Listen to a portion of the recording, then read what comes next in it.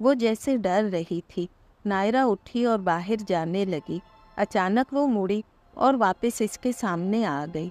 अरीहा इसको ऐसे देख रही थी जैसे इसे इससे डर लग रहा हो। अगर तुम चाहो तो मैं ये सब खत्म कर सकती हूँ। अरीहा की दोनों भवें सिकुड़ कर रह गईं। कैसे? अरीहा के होंठ कपकपाए। बहुत आसानी से, नायरा ने कहा और वहाँ से जाने लगी।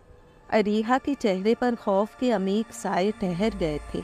इसने दरवाज़ा ज़ोरदार आवाज़ से बंद कर दिया। बाहर वो टेबल तक आई।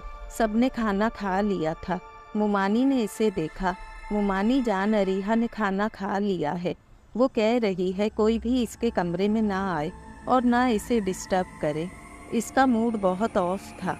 नायरा ने जो कहा, मुमानी ने सर हिला दिया। अच्छा, तुम अब ये मेज़ साफ़ कर लो और ये बचा हुआ खाना खा लो। रिस्क की बेहुरमती